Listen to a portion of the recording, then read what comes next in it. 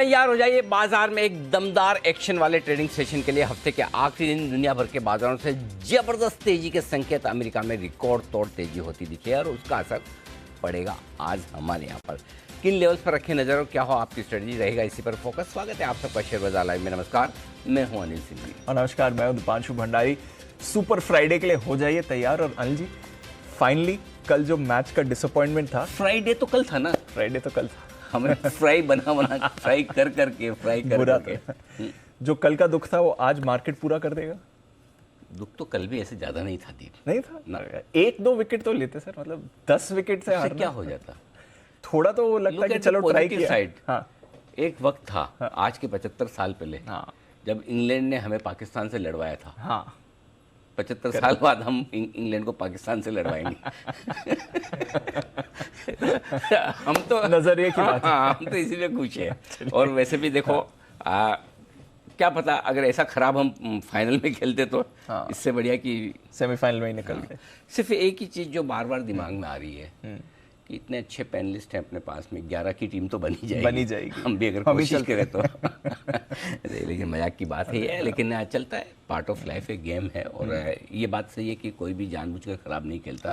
कभी आपका दिन अच्छा नहीं होता। हाँ, ये अपने आप को राहत देने के लिए काफ़ी है। बट वाकई में कल जिस तरह से खेले, नींद आई नहीं थी। 2-3 विकेट तो ले लेते। तो रात को 2 बजे मैंने ट्वीट इसीलिए किया था कि मैं सो नहीं पा रहा था एक्चुअली। क्या करें, मतलब ऐसे, मतलब पक्के और पुराने क्रिकेट फैन होने के नाते कल सोना मुश्किल था। मतलब दिक्कत, मुझे लगा यूएस बाजार के एक्साइटमेंट से ना, मतलब देखा ही नहीं एक्चुअली। अच्छा, बहुत लेट देखा मैंने तो मार्केट। मतलब 11:30-12 बजे के आसपास मैंने देखा, चलो देखा जाए। नहीं तो जनरली मैं शाम को ऐसा, हाँ, मैं देखता ही नहीं हूँ। मतलब मैं एक्चुअली कल 8:30 बजे योगा करने के बाद सो गया, 10:30 उठा वापस। और फिर मैंने कहा कि चलो खाना वाना, फिर मैंने कहा 11:30 के आसपास, 12 के आसपास, मैंने कहा है ये क्या हो गया, 600-700 ऊपर है। मैंने कहा वेरी गुड। फिर उसके बाद मैं चूँकि ट्रैवल कर रहा था तो मैंने हाईलाइट देखना शुरू किया कि हमारी धुलाई और पिटाई कैसी हुई है। ठीक है, तो उसके बाद वहाँ फिर जाके अमेरिकी बाजारों को ट्रैक करना। ठीक है, चलिए, पार्ट ऑफ लाइफ। जब बाजार गिरते हैं तब भी रिकवर करते हैं, टीम हारती है तब भी रिकवर करती है। प्यार भी दीजिए, गुस्सा भी कीजिए, आपका दोनों पर हक है। बिल्कुल है, पर सपोर्ट बना रहेगा, ये बात तो क्लियर है। चलिए बाजार की बात, आज के बड़े ट्रिगर्स। चलिए, आज के ट्रिगर्स हैं। अमेरिकी बाजारों में तूफानी तेजी होती हुई दिखी है और ये तेजी डॉलर इंडेक्स और साथ ही साथ ब्याज दरों में कमी तो नहीं, बॉन्ड यील्ड घटने की खबर से आई है अमेरिका में। इसके अलावा निफ्टी में आज 2 कंपनियों के नतीजे हैं। वायदा कारोबार की 14 कंपनियां आज अपने नतीजे पेश करेगी। तो बिजी डे रिजल्ट के लिए आज से। और बता दूं आपको 14 तारीख यानी कि सोमवार, हाँ, सोमवार को आखिरी दिन होगा नतीजों का, यानी कि सोमवार तक नतीजों का एक्शन है, जो मंगलवार सुबह तक आपके लिए रहेगा। तो आज का दिन शनि, रवि और सोमवार 3 दिन और आपके रिजल्ट सीजन के बचे हैं। आइनॉक्स ग्रीन का आईपीओ आज खुल रहा है। डीसीएक्स सिस्टम की लिस्टिंग आज हो रही है। केन्स टेक्नोलॉजी के आईपीओ का विश्लेषण भी बाकी है। तो 3 विश्लेषण है आज। केन्स टेक्नोलॉजी, डीसीएक्स सिस्टम की लिस्टिंग कहाँ होगी और आइनॉक्स ग्रीन का आईपीओ ये क्या है, तो इन सब पर करेंगे आज विस्तार से चर्चा आज के शो में। तो अगेन बिजी डे, बहुत सारी चीज़ों पर करनी है बात। सही जवाब। चलिए बढ़िया है सर। बट 2 चीज़ पर आपसे राय लेना चाहूँगा। एक तो जो बाजार पर आपने लगातार कहा है कि पॉजिटिव नज़रिया बना हुआ है। आपने कहा था कि नवंबर भी शुरुआत में तो आपको अच्छे दिखेगा, वो इस समय स्क्रीन भी आपको दिखा रही है। दूसरी बात, जो ट्रिगर्स की हम बात करते हैं, कच्चे तेल की हमने बात करी थी, डॉलर इंडेक्स फिर कहा था, और कल आपने हिंट दे दिया था कि अब बॉन्ड डील नया ट्रिगर बन सकता है, और कल ही देखिए। उसके लिए दीप मैं आपको धन्यवाद देना चाहता हूँ। देखो, मैं इस बात को बहुत स्ट्रांगली मानता हूँ और आमतौर पर हमारे अगर दर्शक नहीं जानते हो तो मैं बताना भी चाहता हूँ। जब मैं और दीप डिस्कशन के लिए बैठते हैं तो हम कभी ये डिसाइड नहीं करते कि दीप हमें क्या पूछेगा या मैं क्या जवाब दूंगा। तो जो दीप के मन में आए वो पूछते हैं, पूरी फ्रीडम है। और इसी से है ना, कई बार है ना, मुश्किल सवाल आते हैं, अनएक्सपेक्टेड सवाल आते हैं, तो वो चीज़ें निकल कर आती है। जैसे आपने, इसकी क्रेडिट मैं आपको देना चाहता हूँ, आपने कल वो सवाल पूछा कि नेक्स्ट ट्रिगर क्या होगा, और मतलब मैं भी सोचा हाँ नेक्स्ट ट्रिगर सोचा क्यों नहीं। सो इमीडिएटली हम कई बार क्या होता है हमें पता होता है, बैक ऑफ माइंड होता है कि अब मुझे इस पे नजर रखनी है, लेकिन हम बोलना या बताना भूल जाते हैं। तो इसलिए जो बॉन्ड यील्ड वाला था आप देखिए किस तरह से 380 पर बॉन्ड यील्ड आई है, एक वक्त पे आप 4.25% के आसपास तक ट्रेड कर रहे थे, राइट। सो इफेक्टिवली देखा जाए तो आपकी 40-45 बेसिस पॉइंट बॉन्ड यील्ड ऊपर से नीचे घट गई है। एक तरह से इसको आसान भाषा में जो लोग समझना चाहते हैं, आधा % की करीबन आपकी ब्याज दरें कम आ गई। ये उस समय हो रहा है जब आपकी ब्याज दरें बढ़ने का खतरा और बढ़ने का डर है। सो आई थिंक जो नए ट्रिगर्स दो हैं, एक डॉलर इंडेक्स की हम लगातार बात कर रहे थे, अब डॉलर इंडेक्स घट कर 108 के नीचे आता हुआ दिख रहा है, उसके आसपास आता हुआ दिख रहा है, वो एक अच्छा संकेत है। लेकिन कल जो तेजी अमेरिका में हुई है वो बॉन्ड यील्ड घटने से हुई है। और क्यों हुई है उसका एक बड़ा कारण है। हम पिछले महीने के महंगाई के आंकड़ों में भी हम बात कर रहे थे कि अब महंगाई के आंकड़ों में गिरावट के संकेत आना शुरू हो जाएंगे। लेकिन इतना तेजी से महंगाई घटेगी 7.7% के आसपास आएगी, ये अंदाजा न हमें मुझे था, न अमेरिकी बाजारों का था, न अमेरिका के एक्सपोर्ट को। 8% का आंकड़ा हम मानकर चल रहे थे कि 8.2 से 7.9 के आसपास आएगा।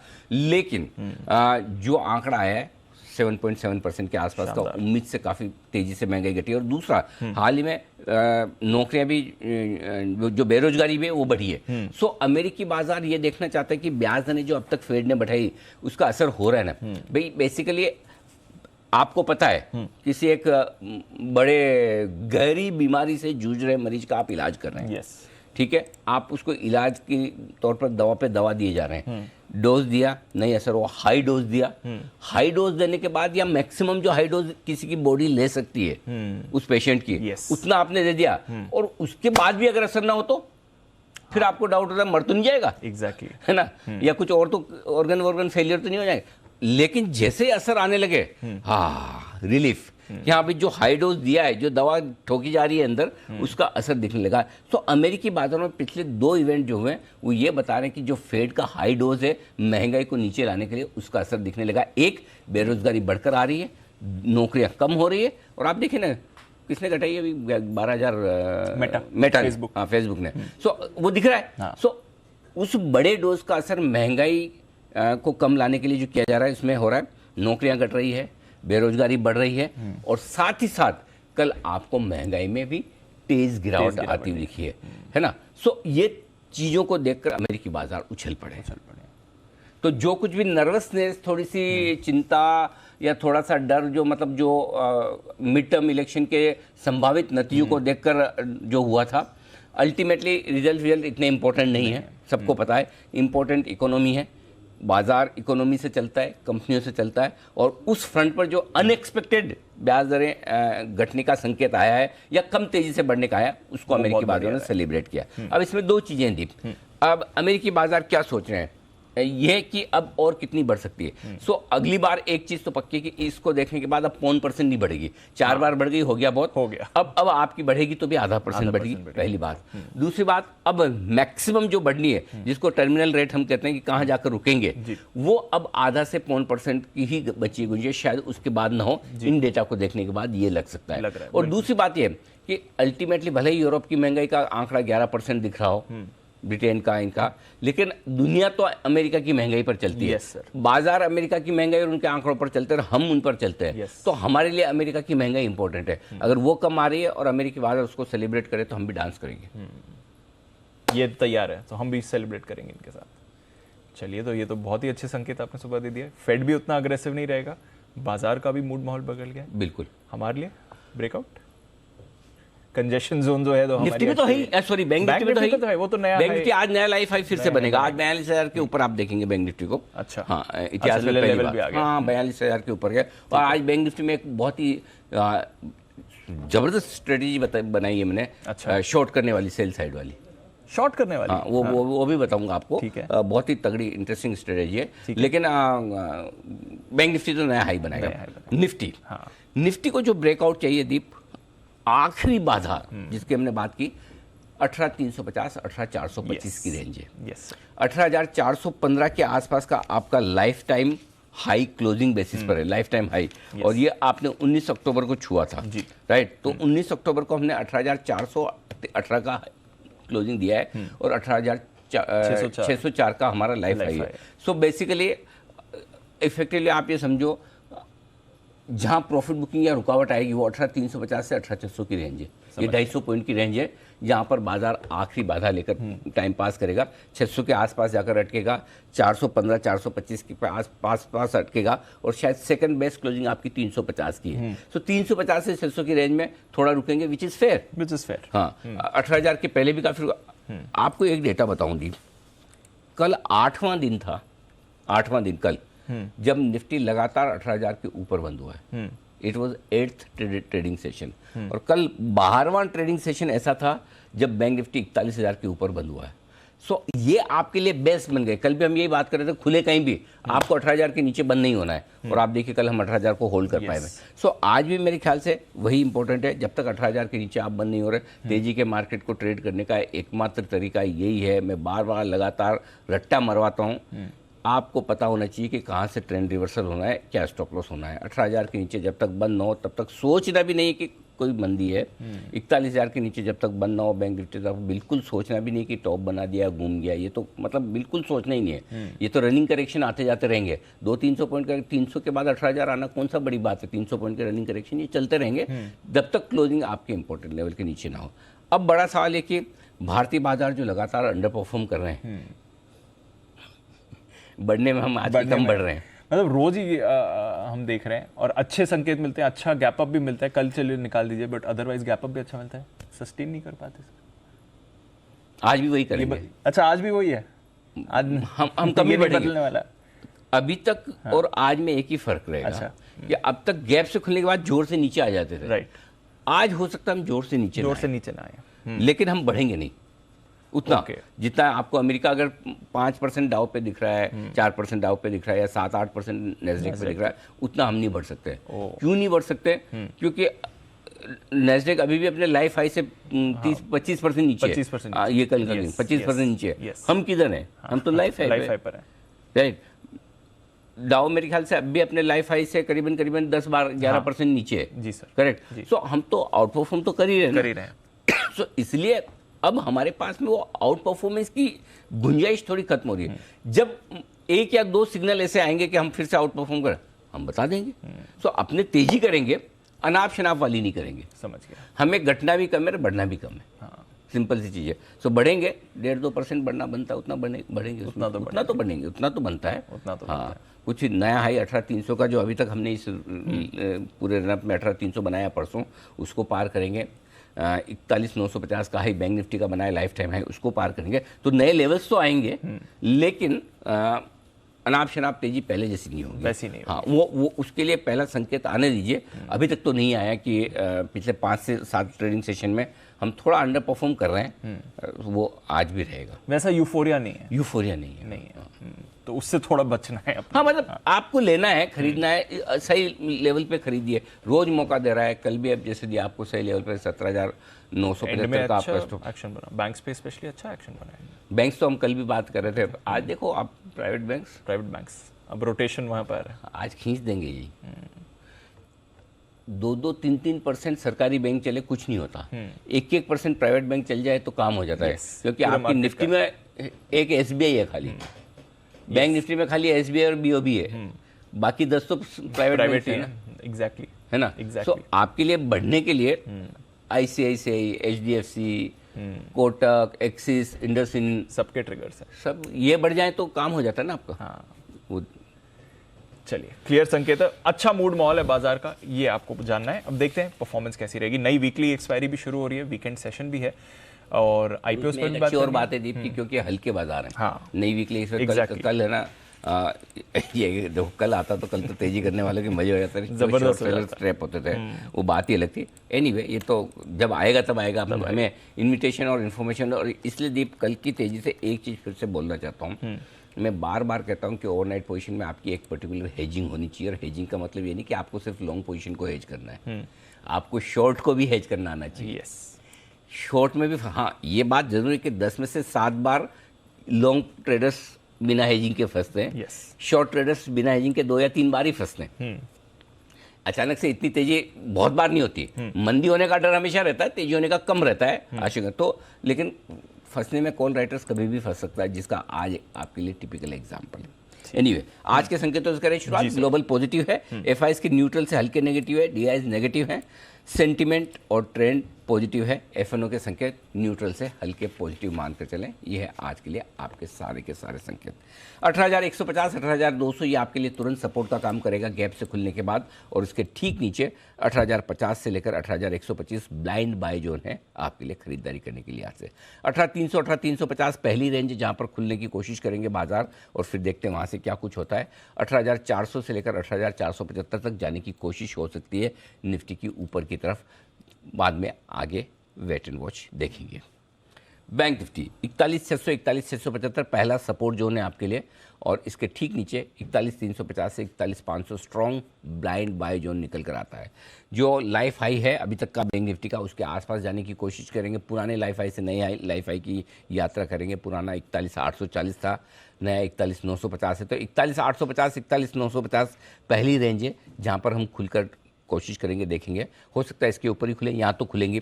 इसके बाद 42,150 42,300 अंदाज से लेवल दिया हुआ है। इन लेवल की कोई वैल्यू न तो इमोशनल है, न मैथमेटिकल है, न टेक्निकल है। अच्छा। हाँ 42 क्यों है वो भी बता दूं आपको।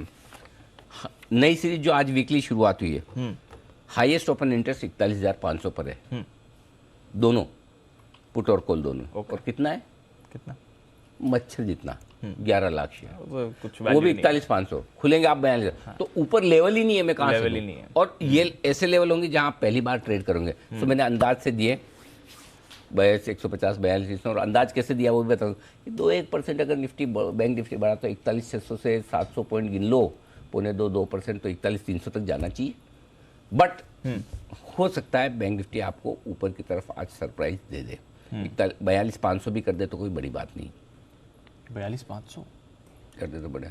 तो 42,150 42,300 का मतलब कल की क्लोजिंग से 700 पॉइंट है। 700 पॉइंट। लेकिन डेटा है ही नहीं ना दीप, न तो ऊपर के डेटा है जहां हम कभी पहुंचे, और नहीं कहीं मतलब कोई पोजीशन है वीकली सीरीज जो आज शुरू हो रही है, तो पोजीशन ही नहीं है। तो अगर पोजीशन नहीं है और किसी को मन हो ही गया कि मुझे बैंक खरीदने दबा के, और मैं अब HDFC ICICI और एक आध और कोई भी कोटक या इंडस इंडेक्स जो आपको पसंद है इसकी बास्केट लूंगा, तो सही बात है। इसलिए तो अगर 2% ये बैंक चल जाए तो बैंक निफ्टी 2% बढ़ ही जाएगा आपका, और 2% का मतलब है 800 पॉइंट से ज़्यादा। सो आई थिंक ऊपर की तरफ सरप्राइज दे सकता है बैंक निफ्टी। और वैसे भी देखो सबसे बड़ी चीज़ है लाइफ टाइम हाई के आसपास आप खरीदेंगे क्या, वही ना जहाँ पर आपको अर्निंग विजिबिलिटी है, जहाँ पर आपको एसेट क्वालिटी को लेकर चिंता नहीं है, ग्रोथ दिख रही है, प्रॉफिट आ रहा है, हर एक चीज़ तो आपके फेवर में है। फिर आप और कुछ क्यों खरीदेंगे, वही खरीदेंगे जहाँ कंफर्ट है। तो ये हो गया आपके लिए आज के। अब आइए आज के सपोर्ट लेवल ले लूँ। पहला सपोर्ट लेवल चूंकि मैंने 18,200 से ही गिना है, गैप से खुल रहे हैं, तो 18,200 175 150 125 और 18,100। सो बेसिकली 18,100 से 18,200 की रेंज समझ लीजिए मजबूत सपोर्ट हो जाएगा अब आज। ऊपर की तरफ 18,250 18,300 350 यहाँ तक तो विजिबिलिटी है। 18,415 18,475 इसके ऊपर के लेवल बन सकते हैं। बैंक निफ्टी 41,675 41,600 दो छोटे सपोर्ट लेवल, 41,525 475 मीडियम, 41,425 41,350 फाइनल बड़े सपोर्ट लेवल के तौर पर। ठीक है सर। ऊपर की तरफ 41,775 850 और 950 ये तीन विजिबल रुकावट के लेवल है जहाँ तक तो हम पहुँचेंगे। इसके पार 42,050 150 200 300 500 गॉड नोज आज ऊपर के कोई लेवल है नहीं, आज ऊपर के लेवल न लेवल है न वॉल्यूम। एक तो क्या होता है अगर समझो ये कल का दिन होता तो मुझे पता है 42,500 पे कितना कॉल रेटर खड़ा है। Correct sir. कल मैंने 42,300 से लिया कि 42,000 के ऊपर सीधा कॉल रेटर आपका 42,300 पे खड़ा है, तो पता है वहां रुकना पता है है। वहाँ पे। आज तो कुछ है ही नहीं है तो मैं क्या करूं मैं नहीं जो है वही बता सकता हूं। अब डेटा नहीं है तो नहीं है, इसीलिए मैं बोल रहा हूँ आज शॉर्ट की बहुत इंटरेस्टिंग स्ट्रेटेजी देने वाला हूँ आपको थोड़ी देर में जाननी है। ठीक है, और कुछ डेटा सर? डेटा हाँ, एफआईएस की इंडेक्स लॉन्ग पोजीशन थोड़ी घटी 58 से 53%। Thank you very much. Put call ratio 1.06 नई सीरीज की शुरुआत में कंफर्टेबल है। बैंक निफ्टी का पुट कॉल रेशियो 1 के नीचे कंफर्टेबल है। विक्स 2% घटा है तो कोई खास फर्क पड़ता नहीं है। स्टॉप लॉस 17,975 कल भी यही दिया था, आज भी यही है 17,969 मतलब 5-6 पॉइंट के आसपास का स्टॉप लॉस इंट्राडे में अगर ट्रिगर हुआ हो तो हुआ, वो भी 5 पॉइंट से। सो कभी कभी होता है टच एंड गो जैसा। सो बेसिकली 17,975 कल क्लोजिंग भी उसके ऊपर हुई तो कल लॉन्ग पोजीशन का स्टॉप लॉस ट्रिगर नहीं हुआ। बैंक निफ्टी का 41,250 दिया था, 41,317 से बैंक निफ्टी घूम गया। आज 41,300 दे दिया, वो काफ़ी है। शॉर्ट साइड पर स्टॉप लॉस 18,300 है। इस रनअप का हाई तो खुलते ही शॉर्ट काट लेना चाहिए अगर आप डे ट्रेडर हैं, और पोजिशनली भी अगर आज 18,300 के ऊपर बंद हो रहे हैं काट लीजिए। और फिर भी किसी को रखना है 18,350 रख लें या 18,415 रख लें। 18,425 के ऊपर अगर आप बंद होता है तो 100% आपको शॉर्ट काट के लॉन्ग करना है, क्योंकि लाइफ टाइम हाई क्लोजिंग मिलेगी आपको वहाँ पर, और लाइफ टाइम हाई क्लोजिंग पे शॉर्ट नहीं रहना चाहिए टेक्निकली डिसिप्लिन के लिहाज से। बाकी आपकी मर्जी, पैसे आपके, पोजीशन आपकी, विचार आपका, एक्शन आपका। ठीक है। बैंक निफ्टी 42,000, 41,950 का हाई बना है। इसके ऊपर अगर हम बंद होते हैं और या हम क्लोजिंग बेसिस पे अगर आप चाहें तो 41,800 का भी रख सकते हैं स्टॉप लॉस, 850 का रख लें, 42,000 का रखें, आपकी मर्जी आए जो रखें, लेकिन रखें जरूर। मेरी रिक्वेस्ट है कि रखिए जरूर, जो पसंद आए वो रखो, स्टॉप लॉस रखो और फॉलो करो। बिना स्टॉप लॉस के काम नहीं करना, ये समझ लीजिए। स्पेशली जब आप लाइफ टाइम हाई के आसपास में आप तेजी की ट्रेंड के विपरीत कॉन्ट्रा ट्रेड लेकर शॉर्ट हैं, तो आपको सावधानी रखनी। डन। नई पोजीशन खरीदे निफ्टी 18,150 का स्टॉप लॉस होगा। टारगेट 250, 300 छोटे टारगेट है जिसके पास खुलेंगे आप, ऊपर भी खुल सकते हैं। 350, 415 दो विजिबल है, उसके बाद 475 तक के टारगेट, वहाँ पर हम रिव्यू करेंगे। जो लोग शॉर्ट करना चाहते हैं चांस ले सकते हैं, शॉर्ट करने का चांस 350 से 425 की रेंज में। एग्रेसिव ट्रेडर हैं, करें तो करें, नहीं तो ना करें। अच्छा, नहीं तो फिर आप 415 से लेकर फिर 500 की रेंज में शॉर्ट करें, ठीक है। सो बहुत एग्रेसिव ट्रेडर है, 350 पे देखें। एक्चुअली क्या है दीप कि आज है ना, आपको शॉर्ट कवरिंग का सहारा नहीं है ज़्यादा। शॉर्ट कवरिंग का सहारा हो जाता तो बात अलग थी। है, ऐसा नहीं कि शॉर्ट नहीं है, मैं बताऊंगा आपको वो भी, लेकिन उतने शॉर्ट नहीं जितने कल हो सकते थे। सो एनीवे, बट 350, 415 भी जरूरी नहीं आप बेचें। अच्छा, आपको मूड माहौल को देखकर लगे तो बेचिए, नहीं तो कोई बात नहीं। जितना 415 के नज़दीक बेचेंगे उतना आप थोड़ा सा सेफ है। 425 आपको दिख रहा है, उसमें 60-70 पॉइंट की प्रीमियम आपको निकाल लेनी है, यानी कि आप 350 के आसपास खुलने की तैयारी कर रहे हैं निफ्टी में, ठीक है। तो 350 के आसपास खुल रहे हैं, वहाँ पर देखें मूड माहौल।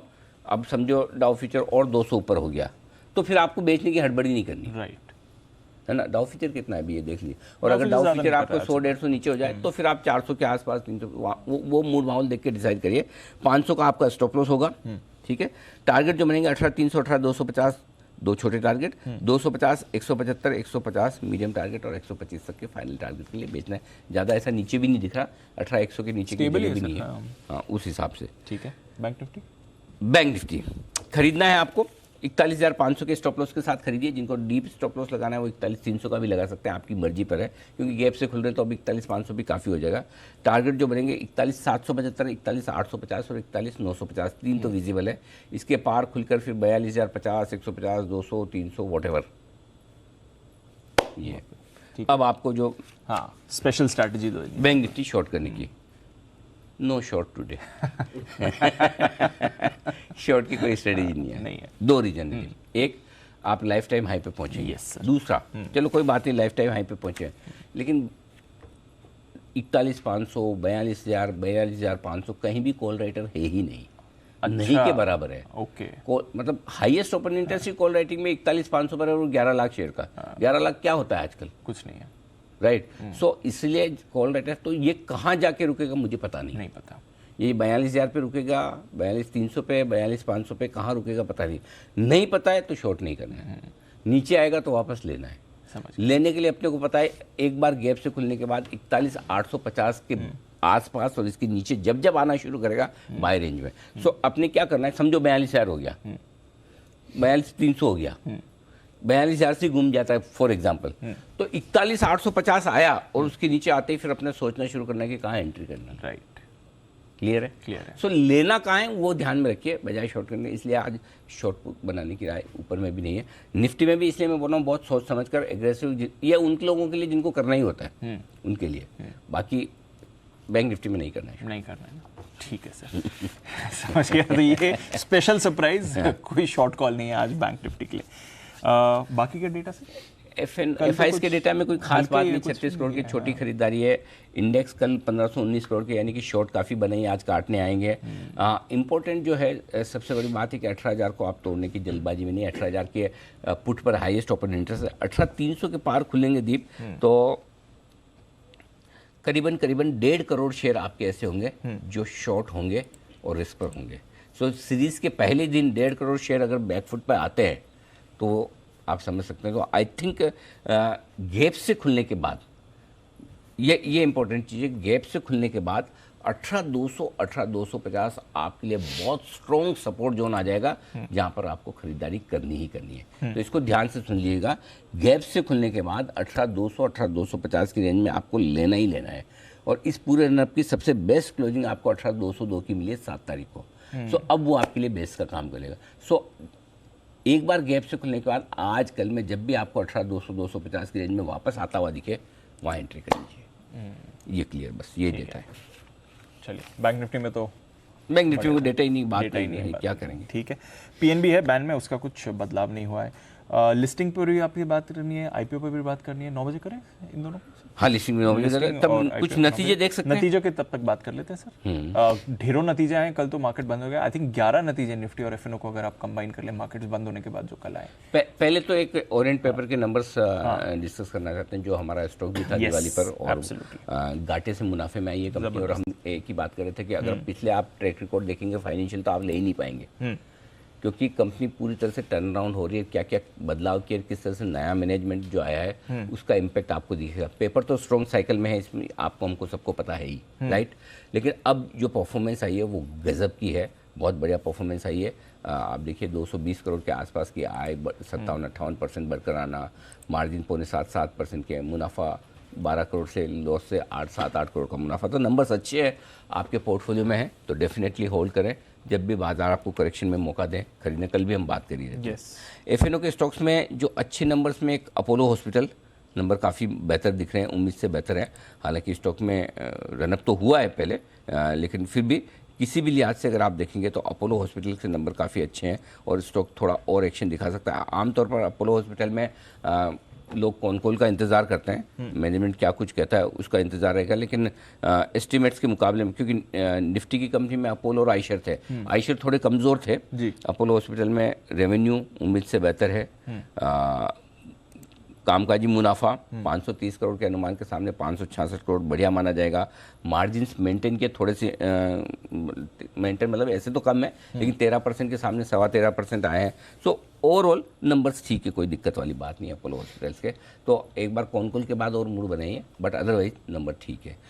मेटल्स के दोनों नंबर्स कमज़ोर हैं। जेएसपीएल तो बहुत ही ख़राब है, जेएसपीएल सरप्राइजिंगली ख़राब है। अब स्टॉक कैसे रिएक्ट करेंगे कहना मुश्किल है। उसका रीज़न ये है दीप कि एक तो स्टॉक थोड़ा सा कल गिरा हुआ है 1-1.5%। दूसरा ये कि ग्लोबली मेटल्स थोड़ी तेज़ी में आए हैं, बट अदरवाइज ये और कोई दिन होता, नॉर्मल डे या फिर ऐसा ख़राब दिन होता, तो आराम से 5-7% जेएसपीएल गिर सकता था। अच्छा, हाँ, क्योंकि नंबर्स हर एक लिहाज से बहुत ही कमज़ोर है। मतलब किसी भी पैरामीटर पर आप देख लें 34% से 14% मार्जिन रहेगा घटकर।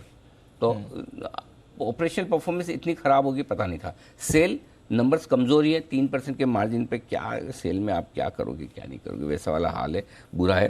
और दूसरी बात ये कि ऑलरेडी स्टील की डिमांड इतनी कम हो रही है, इस बार जो प्राइसेस जो घटी हैं उसका असर इस क्वार्टर में और दिखेगा। सो आई थिंक ग्लोबली मेटल की जो रैली होगी, अगर यहाँ से मेटल स्टॉक्स अगले कुछ दिनों में भागेंगे तो अगले रिजल्ट के पहले आपको मेटल स्टॉक खाली करने हैं वापस ऊपर में। अच्छा। मेटल में अगर आपको लेना तो 2 ही स्टॉक लेने हैं, एल्यूमिनियम लेना है तो हिंडाल्को, स्टील लेना है तो जेएसडब्ल्यू स्टील।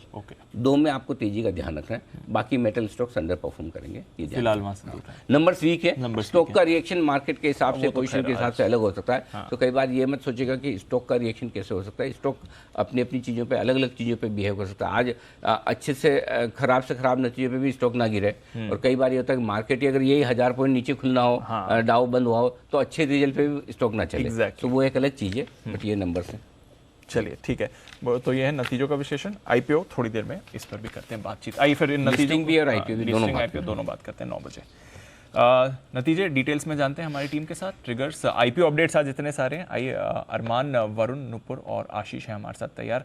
अरमान, मॉर्निंग। पहले तो ट्रिगर्स क्या है ये बताइए। जी, निफ्टी में महिंद्रा एंड महिंद्रा और हिंडाल्को के नतीजे आते हुए दिखेंगे। एफएनओ में 14 कंपनियां हैं जिनके नतीजे आते हुए दिखेंगे, जिसमें ABB India, Zee entertainment, Hindustan aeronautics, Ipca laboratories आदि जैसी कंपनियां जिनके नतीजे आएंगे। सीपीआई का अक्टूबर का डेटा और इंडस्ट्रियल प्रोडक्शन का सितंबर का डेटा भी आएगा। एमएससीआई सेमी एनुअल चेंजेस जो हैं वो एप्लीकेबल होने वाले हैं 30 नवंबर क्लोजिंग से। एक्सिस बैंक जिसमें ओएफएस जो है वो रिटेल इन्वेस्टर्स के लिए जो है वो खुलता हुआ दिखेगा। आइनोस स्टाइलोशन पर ध्यान रखिएगा क्योंकि इनका जो ओपन ऑफर है जो 26% स्टेक का वो बंद होता हुआ दिखेगा। टीसीआई डेवलपर्स जिसमें जो है ट्रेडिंग बंद हो जाएगी आज डीलिस्टिंग के चलते। आईपीओ अपडेट से कई सारे आईपीओ की डीसीएक्स सिस्टम जिसमें आईपीओ लिस्टिंग है। आइनॉक्स ग्रीन जिनका आईपीओ आज खुलने वाला है। 5 स्टार बिजनेस फाइनेंस जिनका आईपीओ बंद होने वाला है। आर्किन केमिकल भी का भी जो है आईपीओ बंद होने वाला है। और बिकाजी और ग्लोबल हेल्थ दोनों की अगर आप बात करेंगे वहाँ पे आईपीओ अलॉटमेंट है। एक्स डेट है जीपीटी इंफ्रा प्रोजेक्ट्स में जिसमें बोनस इशू है 1:1 का। और अब आईपीओ अपडेट में सब्सक्रिप्शन के अपडेट पे आते हैं तो 5 स्टार बिजनेस फाइनेंस इनका अगर आप देखेंगे तो कुल मिला के 32% का जो है ओवरऑल सब्सक्रिप्शन मिलता हुआ दिखा है, जिसमें अगर आप एनआईएस का देखेंगे तो लगभग 2% और रिटेल का हिस्सा जो लगभग देखेंगे 6% बढ़ा है। आर्किन केमिकल जिस यहाँ पर बात करें तो कुल मिला के अगर सब्सक्रिप्शन जो डे 3 है आज अगर आप वहाँ पर देखेंगे तो लगभग 1.4 टाइम्स जो है वो बढ़ता हुआ दिखा है, जिसमें रिटेल का हिस्सा तो लगभग 3 गुना बढ़ता हुआ दिखा है। कैंस टेक्नोलॉजी जिनका डे 2 है आज, कुल मिला के सब्सक्रिप्शन इनको 23% का मिलता हुआ दिखा है, जिसमें रिटेल का हिस्सा लगभग 12% और क्यूआईबी का 52% बढ़ता हुआ दिखा है। आइनॉक्स ग्रीन एनर्जी जिनका आईपीओ आज से खुलने वाला है और ये 15 नवंबर तक खुला रहेगा। इशू साइज 740 करोड़ का है, जिसमें 370 करोड़ ईच है ओएफएस भी और फ्रेश इशू भी, और प्राइस बैंड 61 से 65 का। एंकर बुक देखेंगे तो एंकर बुक में लगभग 333 करोड़ रुपए जुटाए हैं, जिसमें आपको नाम दिखेंगे आईसीआई प्रू, वोल्रेडो, ऑथम मॉर्गन, नोमुरा आदि जैसी कंपनियां जिन्होंने इसमें अप्लाई करा है। और अंत में एक्सिस बैंक की अगर आप बात करेंगे जहां पर अपडेट जो ओएफएस के अपडेट है, जिसमें सब्सक्रिप्शन जो टोटल जो मिला है वो 116% का मिला है, और अगर आप टोटल बिड्स की बात करेंगे नंबर ऑफ शेयर्स के हिसाब से तो लगभग 4.85 करोड़ की। ओके, तो ये है आपके लिए सारे के सारे अपडेट्स अब तक के जो हैं आईपीओ, ओएफएस और साथ ही बाजार के। वरुण, करते हैं नतीजों की शुरुआत। मॉर्निंग बताइए। मॉर्निंग दीप। तो सबसे पहले अपोलो हॉस्पिटल्स अनुमान से बेहतर नतीजे हैं, आय 14% बढ़ी है। एबिटा अगर आप देखेंगे तो 566 करोड़ पे आया है, 529 करोड़ का अनुमान था। मार्जिन 13.5% 13.3% पे आए हैं, 13% का अनुमान था। मुनाफा 213 करोड़ पे आया, 203 करोड़ का अनुमान था। तो हर पैमाने पे अनुमान से बेहतर नतीजे हैं। आयशा मोटर्स अनुमान से थोड़े कमज़ोर है, आय अगर आप देखेंगे तो 56% बढ़ी है लेकिन अनुमान से कम है। मार्जिन्स 23.3% पे हैं जबकि 24% का अनुमान था। मुनाफा अगर आप देखेंगे तो 657 करोड़ पे आया है, 685 करोड़ का अनुमान था, तो अनुमान से थोड़े कम है। एफएनओ में टोरेंट पावर यहाँ पे अच्छे नतीजे लेकिन मार्जिन्स में गिरावट है। आय अगर आप देखेंगे तो करीब 84% बढ़ी है लेकिन मार्जिन्स 25.7% से गिर के 17.4% के आसपास आए हैं। मुनाफे में 31% की बढ़ोतरी है, 82 करोड़ के आसपास ही निकल के आया है। इसके अलावा मुथूट फाइनेंस थोड़े मिले जुले नतीजे हैं। आय में करीब एनआईआई में माफ़ कीजिएगा 13% की गिरावट है। मुनाफा अगर आप देखेंगे तो वहाँ भी 13% के आसपास की गिरावट है, हालांकि अनुमान से अच्छी है। 850 करोड़ का अनुमान था, 867 करोड़ पे आया है। एनआईआई में बढ़ोतरी हुई है।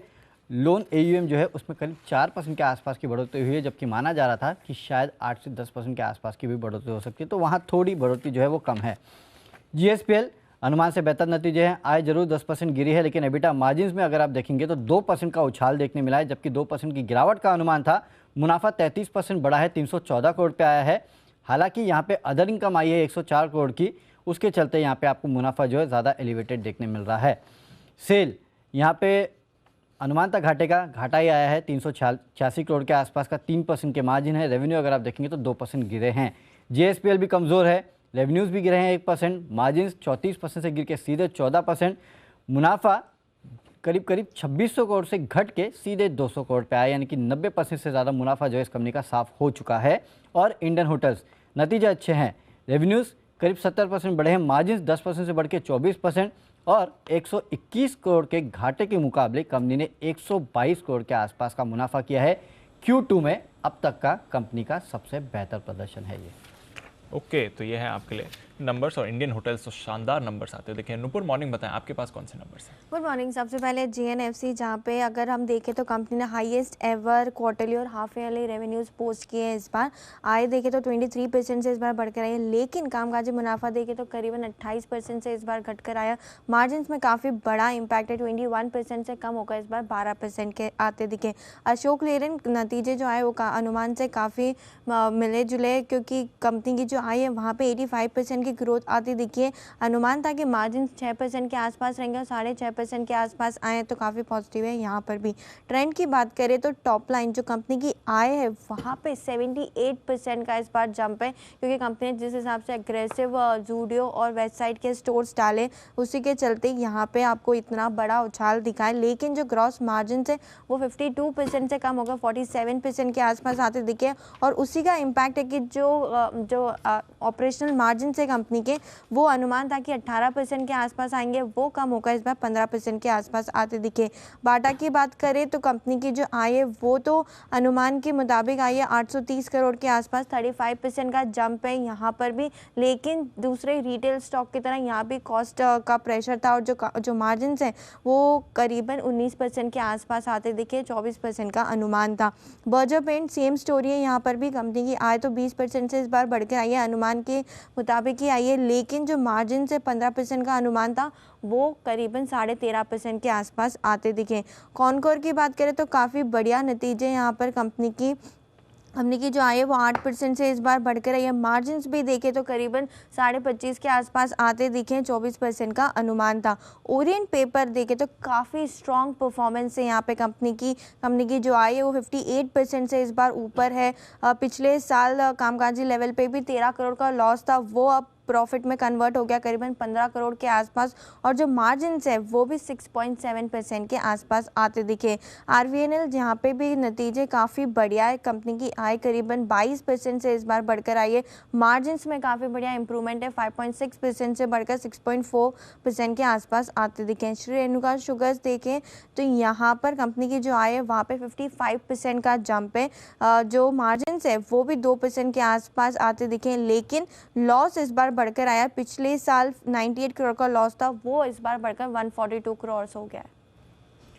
ओके, तो ये हैं आपके लिए और नतीजे कई सारे। अरमान बताएं आपके पास कौन सी दूसरी लिस्ट है? जी, तिलकनगर इंडस्ट्रीज़ में आय लगभग 37% बढ़कर आई है। मार्जिन्स देखेंगे, मार्जिन्स में आपको कट देखा गया है 15% से घटकर लगभग 11% के आसपास आते हुए दिखे हैं। हालांकि मुनाफे में लगभग आपको 23% का उछाल दिखेगा और कंपनी ने जो नॉन प्रमोटर जो थिंक इंडिया अपॉर्चुनिटीज़ फंड है उनको लगभग 5 लाख शेयर जारी किए हैं, उसके जारी करने से लगभग 100 करोड़ जुटाए हैं। इक्लर्क्स सर्विसेज अगर आप बात करें, नतीजे बढ़िया दिख रहे हैं। आय में 24% का उछाल है। मार्जिन्स हालांकि थोड़े से गिर कर आए हैं, 32% से गिरकर 28% पर आए हैं, पर मुनाफे की बात करें, मुनाफा 25% बढ़कर आया है। और इसी के साथ साथ जो बोर्ड ने बायबैक को मंजूरी दी है और बायबैक का जो भाव रखा गया है वो 1900 प्रति शेयर का रखा गया है, जो कि अगर आप मौजूदा भाव देखेंगे वहाँ से 38 से 40% प्रीमियम पर है और टेंडर ऑफर रूट के जरिए जो है ये बायबैक किया जाएगा और जो टोटल खर्च होगा वो 300 करोड़ का खर्च किया जाएगा। अवंती फीड्स नतीजे बढ़िया दिख रहे हैं, यहाँ पर आय 8% बढ़कर आई है, मार्जिन्स 4% से बढ़कर 6% पर आए हैं और मुनाफा देखेंगे 24 करोड़ से बढ़कर लगभग 57 करोड़ के आसपास आता हुआ दिखा है। जोमेटो की बात करें, नतीजे बढ़िया दिख रहे हैं, जो घाटा है वो कम होता हुआ दिखा है। आय लगभग 62% बढ़कर आई है। कामकाजी घाटा जो था वो पहले लगभग 536 करोड़ का था, जो इस बार गिरकर 312 करोड़ का आता हुआ दिखा है। और अगर लॉस की ओवरऑल लॉस की बात करें तो वो भी जो पहले 430 करोड़ का था इस बार 250 करोड़ के आसपास आता हुआ दिखा है। उसी के साथ साथ अगर आप एडजस्टेड इबिटा लॉस पर ये कह रहे हैं मैनेजमेंट कि जो एक्स ई कॉमर्स का जो बिजनेस है वो लगभग 2 से 3 अगर नेक्स्ट क्वार्टर्स देखेंगे 2 से 4 क्वार्टर में जहां पर आप ब्रेक इवन हो सकता है। सुप्रिया लाइफ साइंसेज यहाँ पर अगर देखेंगे कि आय लगभग 24% गिर कर आई है और मार्जिन्स में भी कट होती दिखी गई है, 64% से गिरकर 46% पर आते हुए दिखे और मुनाफे में भी लगभग 70% की गिरावट है। गार्डन रीच मिक्स्ड परफॉर्मेंस है, आय लगभग 62% बढ़कर आई है, मार्जिन्स में बड़ी गिरावट देखी है, 13% से गिरकर 7% पर आते हुए दिखे हैं। अजमेरा रियल्टी नतीजे बढ़िया दिख रहे हैं, आय लगभग 87% बढ़कर आई है और मार्जिन्स भी यहाँ पर सुधर कर आए हैं, 24% से सुधर कर 30% के आसपास आते हुए दिखे हैं। एस्टरडीएम हेल्थ केयर यहाँ पर भी नतीजे आपको मिक्स्ड दिख रहे हैं, आय लगभग 12% बढ़कर आई है पर मार्जिन्स में कटौती दिखी गई है, 14% से गिरकर 11% पर आते हुए दिखे हैं। और अगर बात करें हैरिसन मलयालम की, यहाँ पर भी मिक्स्ड परफॉर्मेंस है, आय लगभग फ्लैट ही रही है पर मार्जिन्स में थोड़ी सी बढ़ोतरी आई है, 5.2% से गिरकर बढ़कर 6.1% पर। और अंत में बात करें तमिलनाडु न्यूज़ प्रिंट पेपर की, यहाँ पर अगर आप नतीजे देखेंगे तो ओवरऑल आपको नतीजे बढ़िया दिख रहे हैं, आय 48% बढ़कर आई है और मार्जिन्स की देखेंगे तो मार्जिन्स तो डबल हो गए हैं, 10% से बढ़कर 20% पर और मुनाफा जो पहले सिर्फ 5 करोड़ का था वो 112 करोड़ पर आता हुआ दिखा है। ओके, तो नतीजों की तो है लंबी लिस्ट। फाइनल सेट ऑफ नतीजे और कुछ खबरें भी वरुण बताएं इनके बारे में।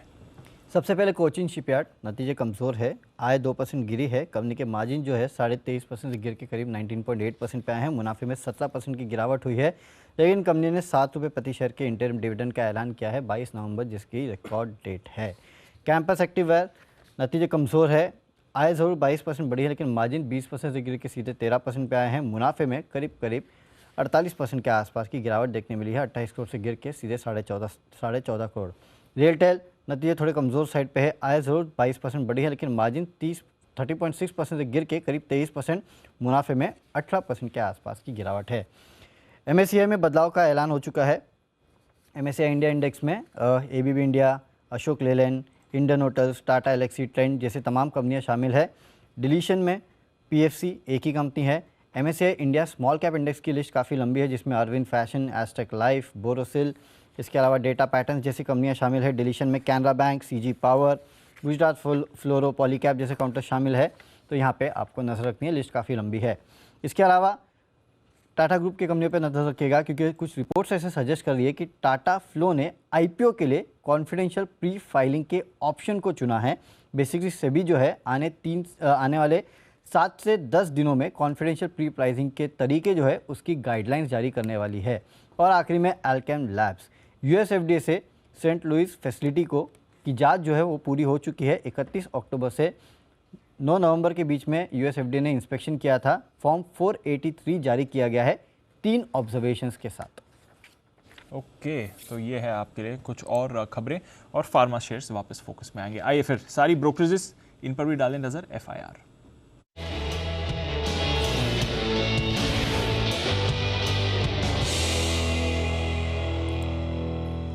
मॉर्निंग आशीष, पहले तो टॉप नतीजों पर क्या रिपोर्ट्स हैं ये बताएं। Good morning Deepanshu. सबसे पहले देखिए आयशर मोटर्स यहाँ पर CLSA की तरफ से रिपोर्ट आई है। खरीदारी की राय को बरकरार रखा है, 3,701 रुपये की क्लोजिंग है, 4,511 रुपये का ये लक्ष्य दे रहे हैं। और मान रहे कि दूसरी तिमाही की जो नतीजा है काफ़ी हद तक इनलाइन है, लेकिन जो RE का इंप्रूवमेंट है यहाँ पर सेल्स में वो साफ नज़र आ रहा है। मैक्वारी ने आउट परफॉर्म की रेटिंग को बरकरार रखा है 3,935 रुपये के लक्ष्य के लिए। वहीं सिटी ने खरीदारी की राय दी है, लेकिन जो लक्ष्य है वो 4,400 से घटाकर 4,300 कर दिया, लेकिन अभी भी करंट मार्केट प्राइस से ऊंचा लक्ष्य दे रहे हैं। M&M यहाँ पर भी नजर रखिएगा। मैक्वारी की तरफ से रिपोर्ट आई है, आउट परफॉर्म की रेटिंग को बरकरार रखा है, 1298 की क्लोजिंग है, 1,386 रुपये का लक्ष्य दे रहे हैं। अशोक लेलैंड यहाँ पर जेफरीज खरीदारी की राय को बरकरार रखे 180 रुपये के लक्ष्य के लिए। JSPL यहाँ पर भी नतीजों का असर देखने को मिलेगा, कमजोर नतीजा है सभी मेटल कंपनियों की तरफ से। इसके बाद CLSA ने जो है रेटिंग को डाउनग्रेड कर दिया। पहले खरीदारी की राय दिया करते थे, अब बिकवाली की राय दे रहे हैं, और लक्ष्य भी देखें तो 430 का दिया, हालांकि 475 पर स्टॉक ऑलरेडी चल रहा है। मॉर्गन स्टैनली ने अंडरवेट की रेटिंग को बरकरार रखा है 345 रुपये के लक्ष्य के लिए। और सिटी भी मान रहे हैं कि कॉस्ट प्रेशर का असर जो है यहाँ पर देखने को मिला, और जो खरीदारी की राय को बरकरार रखा है, लेकिन लक्ष्य इन्होंने सरप्राइजिंगली बढ़ाया, 450 से बढ़ाकर 560 कर दिया, जैसे कि मैंने आपको बताया कि 475 की क्लोजिंग है। और गुजरात गैस यहाँ पर भी नजर रखिएगा, CLSA की तरफ से रिपोर्ट है, बिकवाली की राय को बरकरार रखा है, लेकिन जो लक्ष्य है वो 390 से बढ़ाकर 420 कर दिया है, हालांकि 495 पे स्टॉक ऑलरेडी चल रहा है। मॉर्गन स्टैनली ने अंडरवेट की रेटिंग को बरकरार रखा है 466 रुपये के लक्ष्य ले, और नोमेरा रिड्यूस की रेटिंग दे रहे हैं 400 रुपये का लक्ष्य दिया है। ओके, तो ये तो रही टॉप रिपोर्ट्स। और कौन सी रिपोर्ट्स हैं आशीष? दीपांशु, जोमेटो यहाँ पर भी नतीजों का इम्पैक्ट है, हालांकि ब्रोकरेज हाउस ने कोई भी टारगेट प्राइस या रेटिंग में बदलाव नहीं किया, सबने अपने व्यू को रिआइटरेट किया। जेफरीज खरीदारी की राय दे रहे हैं 64 की क्लोजिंग, 100 रुपये का लक्ष्य है। मैक्वारी ने न्यूट्रल की रेटिंग दी है, 60 रुपये का लक्ष्य है। सिटी खरीदारी की राय दे रहे हैं 85 के लक्ष्य के लिए। मॉर्गन स्टैनली ने ओवरवेट की रेटिंग दी, 80 का लक्ष्य दिया है, लेकिन सबसे ज़्यादा बुलिश अगर जोमेटो पर कोई है तो JP मॉर्गन है, अभी भी ओवरवेट की रेटिंग को बरकरार रखे हैं। दुगने का करीब लक्ष्य है 120 रुपये का। बर्जर पेंट्स यहाँ पर भी देखिए मैक्वारी ने अंडर परफॉर्म की रेटिंग को बरकरार रखा है, और जो लक्ष्य है 565 से घटाकर 525 कर दिया है, 583 की क्लोजिंग है। इसके अलावा अगर आप देखें तो मॉर्गन स्टैनली ने अंडरवेट की रेटिंग को बरकरार रखा है 575 रुपये के लक्ष्य के लिए। GSPL यहाँ पर CLSA खरीदारी की राय दे रहे हैं, नतीजों के बाद 300 रुपये का लक्ष्य है। मुथूट फाइनेंस पर CLSA रिड्यूस की रेटिंग दे रहे हैं, 1105 रुपये की क्लोजिंग है, 1200 रुपये का लक्ष्य दे रहे हैं। पेज इंडस्ट्रीज कल बाजार के दौरान यहाँ पर नतीजे आए थे, सिटी ने खरीदारी की राय को बरकरार रखा है, 56,000 रुपये का ऊंचा लक्ष्य दिया है। कंटेनर कॉर्पोरेशन यहाँ पर नोमेरा की तरफ से रिपोर्ट है, खरीदारी की राय को बरकरार रखा है, 803 की क्लोजिंग, 918 रुपये का लक्ष्य। सेल यहाँ पर देखिए अनुमान के मुताबिक कमजोर महत्वपूर्ण नतीजे। मॉर्गन स्टैनली ने इक्वल वेट की रेटिंग को बरकरार रखा है, कोई बदलाव नहीं किया 70 रुपये के लक्ष्य के लिए। और अंत में इंडियन होटल्स, जहाँ पर जेफरीज की तरफ से रिपोर्ट है, खरीदारी की राय को बरकरार रखा है, करीब 340 की क्लोजिंग है, 380 रुपये का लक्ष्य दे रहे हैं। और मान रहे कि अगर आय का आंकड़ा अगर आप देखें तो इनके अनुमान से मुताबिक था, लेकिन मार्जिन में क्वार्टर ऑन क्वार्टर गिरावट है और इनके अनुमान के भी कम है, लेकिन इन्होंने कोई भी टारगेट प्राइस या रेटिंग में बदलाव नहीं किया, 380 रुपये का लक्ष्य दिया। परफेक्ट। तो ये है आपके लिए सारी की सारी रिपोर्ट्स। आइए वक्त है पिक ऑफ द डे का।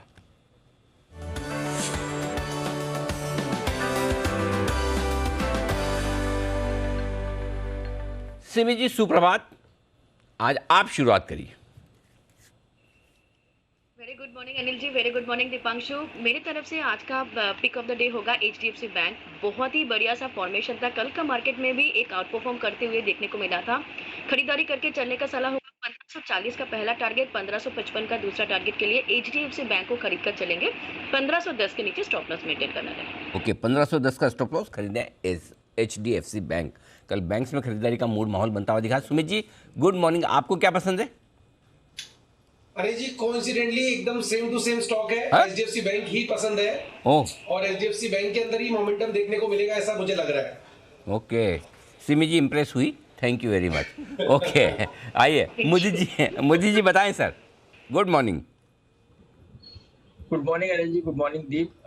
देखिए मेरा स्टॉक भी बैंकिंग ही है और कोटक महिंद्रा बैंक, जिसके बारे में कल भी हमने बात किया था, और 1970 के जो टारगेट्स हो जाए वो बिल्कुल इंटैक्ट हैं। आज के लिए इंट्राडे के लिए 1945 के टारगेट्स के लिए लॉन्ग करके चल सकते हैं। स्टॉप लॉस रहेगा 1885 का। पोजिशनल टारगेट 1970 के भी देखने को मिलेंगे। ओके, 1945 1970 के टारगेट के लिए कोटक बैंक में करें खरीदारी।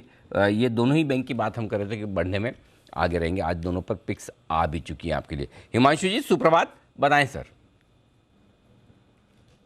अनिल जी राउरकेला उड़ीसा से आपको सुप्रभात। अच्छा, दीप और सभी पैनलिस्ट को गुड मॉर्निंग।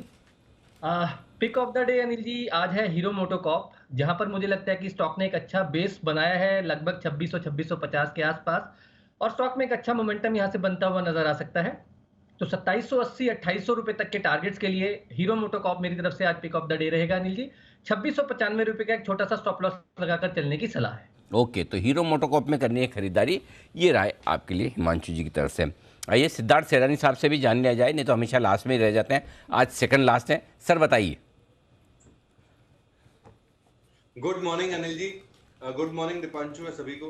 अनिल जी लास्ट में रह जाने में भी अच्छा है कि लास्ट वर्ड याद रहता है सभी को, तो लास्ट में भी रहने में कोई हर्जी नहीं है।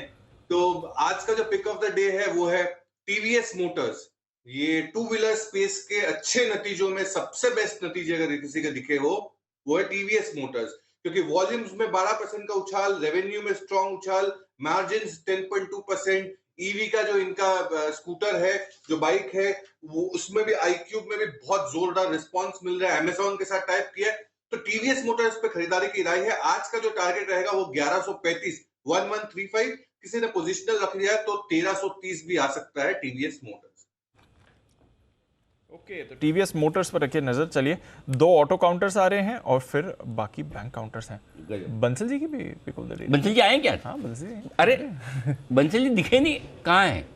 अरे सॉरी बंसल जी, नजर नहीं आए आप सिमी जी के पास में, ऐसा पता ही नहीं चला कब आए। Good morning sir. आज वैसे कह रहे हैं आज दिल्ली में फॉग कुछ ज्यादा ही। हाँ दिल्ली में फॉग ज्यादा है, इसलिए बंसल जी नजर नहीं आए। Sir good morning.